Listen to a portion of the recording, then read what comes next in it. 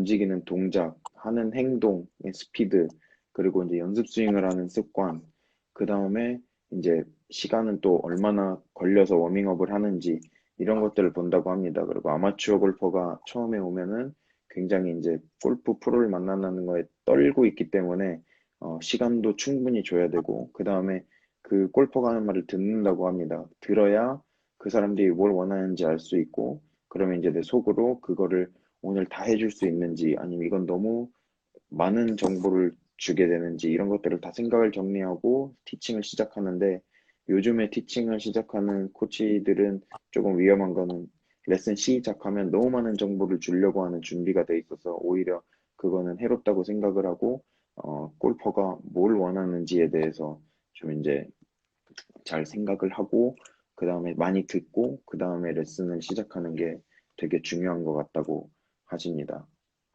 Do you have any more to add to that? Just I see quite a few people on there that I know. I like to say hello. I can't say hello to everybody, but it's nice to Yeah. see quite a few folks on there. Is there enough? Yeah, there's a lot to add on to that. Then when we start, I watch them both directions. I have them hit some different clubs depending on what they want to work on. If their wedge game is what they want to work on, I'll do that. But normally we film a mid iron, which generally is a 6-iron, and then we film a driver. If that's a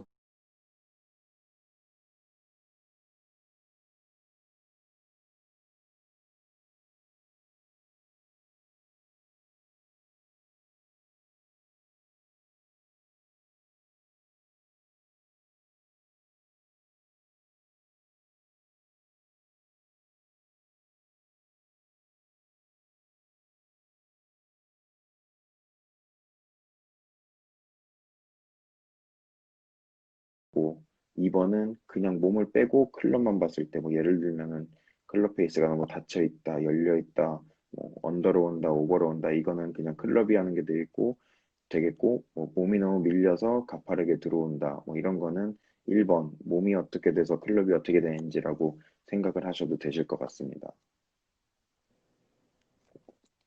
So good. Yeah, thanks for all that information. That was one of the questions from one of the instructors that came to me for a seminar when we held it last year. I think I sent you some of the photos. Yeah, it's great. So we've been doing a lot of information sharing here as well, and I don't know any better but to share information since I learned from you and I see you sending me emails every week. So yeah, that's how we've been, doing for the past 4 years, and it's been really going fantastic. Well, the meetings we have now at the Biltmore, I did it for 26 years at Doral. The meetings are very important to all of us. It's important to me, but it's important to my teachers. But we have a very big sharing community and really a family of teachers that have worked for me, and everybody keeps in contact. So that's been, it's continual learning, trying to understand better what's happening in teaching and trying to be, as good as you can possibly be. 그래서 이제 짐맥클린 선생님이 또 한 가지 말씀을 하시는 게 이런 것들을 또 이제 자꾸 공유를 하시는 이유는 지금 짐맥클린 선생님이 그동안 다 이렇게 같이 성장해 오셨던 아니 이렇게 육성하셨던 코치들이 커뮤니티처럼 다 이렇게 짐맥클린 선생님을 위주로 매주마다 연락이 오시고 이러기 때문에 또 이런 정보를 더 주는 거에 대해서 더 중요하다고 생각한다고 하십니다. And can I ask you one specific thing? I don't know if you want to answer or I don't know why not, but I'll just ask you when you work with a young golfer, like a junior golfer, and a great example is Lexi Thompson. You posted a video of her on your Instagram page a while ago, and from seeing that, all I could think is, even myself included, if someone came to me jumping like that, maybe I would have changed their swing on the first session. Mm-hmm. How do you determine I should let the talent work versus I need to fix this move? That's a great question. First of all, you look at what is the ball doing? That's the first thing we're supposed to be looking at is how do they strike the golf ball? Are they hitting the center of the club face consistently? Is the strike good? Or is the correct turf interaction? happening? Is the club swinging fast? Does it have speed? Well, you have to be careful. I started working with Lexi Thompson when she was very young, and you don't want to me, discourage a young junior by giving them too many things. And I'm big on sharing the lesson where they have to be part of the lesson. Now, at one point, when she was just turned 13, she had played with a very strong grip and a very closed club face, which I always thought was good for juniors. I think the stronger club face is good. I never taught an open club face to a junior golfer.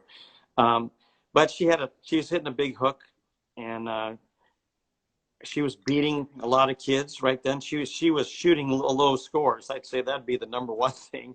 But I changed her grip, and I changed a little bit with the length of her swing. I always felt like for most juniors to get length in their golf swing is really good to be able to hit the ball a long way. And she had the ability to hit long. So I changed her grip, and that was a big change for her. It took really about a month for her. It was a tough change. But then later that summer, she won the United States Junior, and I just told her that I thought she had ability to be a great player at that age. Like you could kind of see the determination and the will. So I made a pretty big change there and the length of her golf swing, and that worked out pretty good. But I didn't change the jump. And I knew that was leverage. I knew a lot of great players going all the way back to Bobby Jones for us, who was the great Bobby Jones. And he had a lot of lift up. And I just saw that with a lot of good players. And now we see on the PGA Tour that maybe 30%, maybe 30% right now are coming up out of the ground. And it's gaining more because power is such a big part of golf. Yeah. 그래서 이제 제가 여쭤본 거는 이게 제가 되게 궁금한 거였는데, 렉시 톰슨을 좀 육상시킨 코치로 좀 짐 맥클린은 잘 알려져 있으십니다. 근데 이제 렉시 톰슨 같은 주니어가 열 몇 살 때 왔을 때, 예를 들면은 저도 주니어를 많이 가르치는데 부모님들께서도 왜 우리 아이는 그립이 뭐 평범하지 않냐, 왜 피니시를 잘 안 잡냐, 왜 스윙이 부드럽지 않냐, 이런 거에 대해서 많이 여쭤보시는데, 그래서 저도 짐 맥클린한테 항상 궁금했던 게 왜 렉시 톰슨이 처음 왔을 때부터 점핑을 하고 손목도 되게 많이 쓰고 스윙도 부드럽지 않고 피니시도 못 잡는데 왜 그런 걸 고치지 않았냐고 이제 여쭤봤고, 어느 순간에는 주니어들의 그런 습관을 놔두고 어느 것들은 고치냐고 이제 여쭤봤는데, 일단 짐 맥클린 선생님께서는 답은 이제 나에게 주니어 골퍼가 오면 일단은 다 바꾸지 않는다. 왜냐하면 다 바꾸기 시작하면 주니어 골퍼는 흥미를 잃어버리기 때문에. 그러면은 나는 이 주니어 선수가 치는 거에 대해서 공은 뭐를 하는지, 그 다음에 클럽의 가운데는 맞출 수 있는지, 그 다음에 또 이제 이거를 얼마나 또 일관성 있게 반복을 할 수 있는지를 보고 나서 거기서 어떤 것들만 꼭 필요한 것들만 바꾼다고 합니다. 그래서 예를 들어 렉시 톰슨을 예를 들면 점핑은 하고 스윙은 되게 부드럽지 않았고, 그리고 그립도 굉장히 스트롱 그립을 잡고 닫힌 클럽 페이스로 이제 쳐서 훅을 많이 쳤는데, 그래도 공은 굉장히 일관성 있게 가고 항상 클럽의 가운데를 맞췄기 때문에 이 점프하는 동작이나 미끄러지는 동작이나 파워풀한 동작은 바꾸지 않았다고 합니다. 그래서 바꾸기 시작한 게 그립을 조금 바꿔주고 탑에서 클럽 페이스가 닫힌 것만 조금 바꿔주니까 그 다음부터는 훅이 없어지기 시작하고 굉장히 똑바로 치기 시작했고, 한 달 뒤에 US 주니어 아마추어 대회를 이제 우승했다고 합니다. 그래서 렉시 톰슨한테 항상 해준 말은 너는 이것보다 더 훌륭한 선수가 될 수 있고 너만의 스윙을 해도 돼라고 이제 얘기를 했고, 그 다음에 점프 동작이나 그런 좀 과하다 싶은 하체 동작을 안 바꾼 이유는 바비 존스의 스윙을 항상 공부하면서 그런 동작이 바비 존스한테 나와서 렉시 톰슨을 봤을 때 남들이 보면 스윙이 좀 그렇다 할 수 있지만 짐 맥클린 선생님께서 하신 말씀은 저 자신은 항상 렉시 톰슨은 이렇게 잘 이 동작을 갖고도 칠 줄 알았다고 얘기를 하시고 13살부터 프로 선수가 될 때까지 쭉 놔두셨다고 합니다. Jim, I want to share a story with you. I'm not sure if this teacher wants his name out here. It's a good story, so I'll give you the name after we get off. But I went to shadow him out in California. He told me he really realized what really teaching was. And he mentioned you. He said he was standing at standing on Mission Hills, now A&A Inspiration, when you were working with Lexi Thompson. And he said he had another instructor on the left and you were to his right, and he was right in the middle. And he felt like he made it since there were two famous coaches side by side. And it was a final round, and he said he saw the teacher to his left, his players hitting the ball fantastic. She's puring every shot. And here was your player. She was hitting, she was curving it. She was hitting some shots fat. Yet the instructor to the left was starting to talk about how far her knee should move into the ball, at what degree. And you were there on the final round, and she's hitting hooks, and she wasn't hitting it too well. And you're saying, you're the best player out here. Your swing is so good. Just go out there and play and kick some ass. And he said, Lexi that year finished second place, and the person to the left ended up struggling. And when she was in the lead, and she kind of came back down, and that's when he realized that's when he realized what true coaching was. It's to control what to tell, when to tell it. And he said Jim doesn't know, but he owes a lot to Jim. And I'll tell you the name after we get off. But yeah, I thought that was just a cool story to share. Yeah. Thank you. Yeah, Nice. so Thanks. yeah, so that was really cool. And so I'm gonna ask you a couple questions here from a couple Korean golfers here. One of the guys here, he says he's teaching and he wants to know, how do you give them, I think it kind of feeds off that story, how do you give a golfer the belief that his or her swing is working, or that swing is right for that person? How do you give them belief? I give them examples of people I've known in my life that were great players. I worked with Ken Venturi, who's a U.S. Open champion, and he did CBS golf for 35 years. He was very connected to the PGA Tour, but he was a very good friend of Ben Hogan and Byron Nelson, two of the greatest American players of all time. And he told me that Hogan said the most important part of a golf swing was the belief that you could do it. And the mind was the most important thing, that when you made a swing that you could let go, and you could see your target and make a swing. So I've always, with a lot of juniors that I've worked with and then tour players, try to instill belief and the ability to make a free golf swing instead of hanging on, instead of being fearful.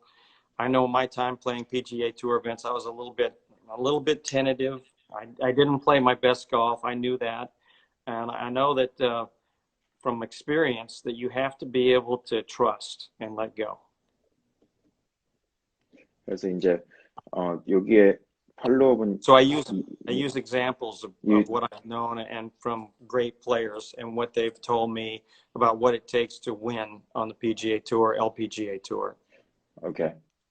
그래서 이제 여기 계신 이제 이강혁 프로님께서 골퍼에게 믿음을 주시는 노하우가 궁금합니다라고 이제 여쭤보셨고, 이제 제가 그걸 대신해서 좀 여쭤봐드렸는데, 일단 짐 맥클린 선생님이 하시는 말씀은 많은 예들을 항상 마음속에도 가지고 있고 데이터처럼 가지고 있다고 합니다. 그래야 골퍼가 조금 이제 자신에 대한 의문이 생기고 궁금증이 생기고 좀 믿음이 없어지면 그런 예들을 보여줘서 예를 들면 누가 이렇게 했고 성공을 했고, 그런 거를 항상 골프 코치가 가지고 있는 게 중요하다고 생각한다고 합니다. 그래서 예를 들면 옛날에 켄 벤툴이라는 선수가 진짜 절친이고 많이 스윙을 봐줬는데, 켄 벤툴이랑 얘기를 항상 나누면서 이제 벤 호건이랑 바이런 넬슨이 해줬던 말들을 항상 계속 얘기를 해줬다고 합니다. 예를 들면 벤 호건이 말한 것들 중에 굉장히 중요하다고 생각을 하는 게, 일단은 제일 첫 번째는 내가 할 수 있다는 믿음이 없으면은 어느 골프 스윙이든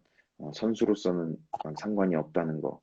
그 다음에 어떤 스윙을 하던 간에 내가 100% 믿고 그냥 채를 던진다는 느낌이 나왔을 때 공이 잘 가는 그런 스윙이 돼야 되고, 그러면 이제 메이크 프리 골프 스윙이라고 하셨는데, 프리가 이제 좀 더 이렇게 모든 거를 덜어놓고 그냥 할 수 있는 스윙이라고 하는데 그 비슷한 맥락이죠. 그래서 그런 스윙이 나오려면 또 여기서 이제 믿음을 가져야 되고, 그래서 짐 맥클린 선생님 같은 경우에는 그 벤 호건이 했던 말들을 굉장히 되새기면서 선수들한테 많이 해주시는 편이고, 또 한 가지는 짐 맥클린 선생님의 직접 시합 경험, 그 뭐 못하셨던 실패했던 그런 경험을 가지고 굉장히 말씀을 많이 해주신다고 합니다. 그래서 이런 예들을 많이 가지고 계시면 또 이제 이제 코치로서 더 좋은 말을 많이 해줄 수 있을 것 같다고 그렇게 얘기하십니다. And another golfer, he's my student. He actually posted a question here. He said, when you're facing a golf hole that has out of bounds on both sides, how would you prepare for that in the practice, or what thoughts would you go through as you're teaching a golfer? And number two is, if you were to play on the PGA Tour in the upcoming years, what do you think the number one key is to succeed out there? So I guess it's a two-part question. Yeah, okay. I'd say on a very tight hole, especially when there's out of bounds on both sides, you obviously have to hit your best shot. If you know that you can curve the ball one way or the other, you're at a big advantage. If you don't really know which way the ball is going to move, it's a very scarier situation. And you should take a club that you're comfortable with hitting. Probably, maybe not a driver, could be a 3 or 5 wood hybrid, something to get the ball in play.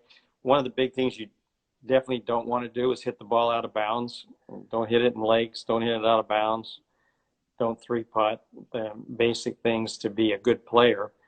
And then the second part, right now, to play on the PGA Tour, if you don't have speed, you're not going to be able to play. So the golf has become, it's always been a power game, but it's more of a power game right now. So on the PGA Tour, and it's getting that way on the LPGA Tour also, you need to be able to have speed in order to play at a very high level.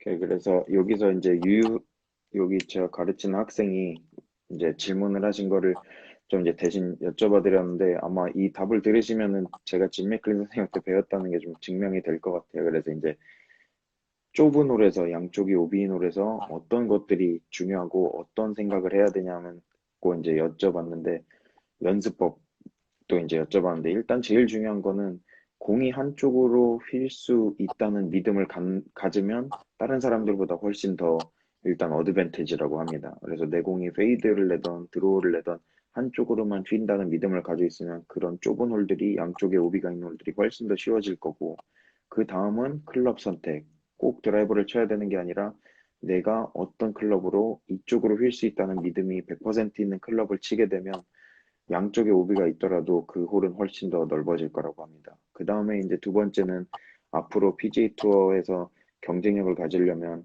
뭐가 필요하는지에 대해서 이제 물어봤는데, 일단은 뭐 어쩔 수 없이 지금의 추세로는 스피드라고 합니다. 무조건 스피드가 있어야 되고, 항상 PGA 투어는 파워 게임이었지만 지금은 그거 이제 예전보다 훨씬 더하게 스피드랑 파워의 게임이고, 요즘에 이제 LPGA까지 그렇게 파워 게임이 돼서 지금 스피드 연습이나 스피드 트레이닝을 하지 않으면 그거에 대해서 준비를 잘 못하는 것 같다고 이제 그렇게 또 얘기를 하십니다.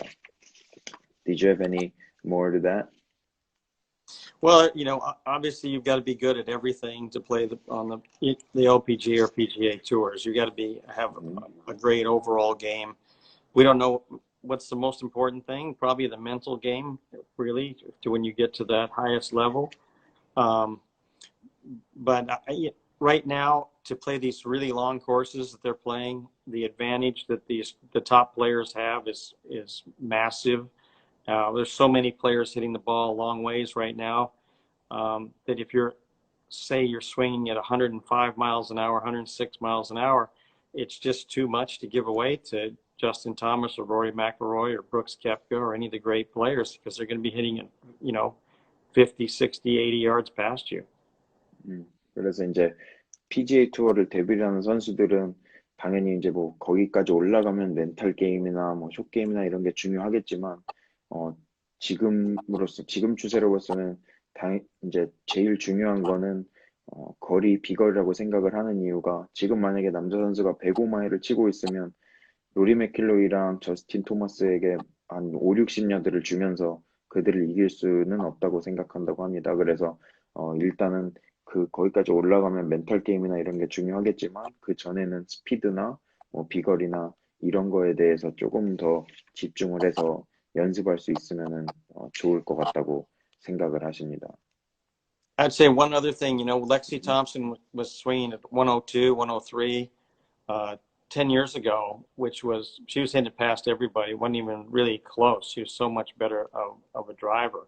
But now I see a lot of girls are going at that speed. Some are going higher. And you just see that the numbers continue to go up with better physical fitness, better training. They're getting better teaching early on. And, you know, that's just the way the game's gone. And I don't know if it's going to stop the length of golf courses and the use of land and water and et cetera. It seems like it's gone a little too far that way.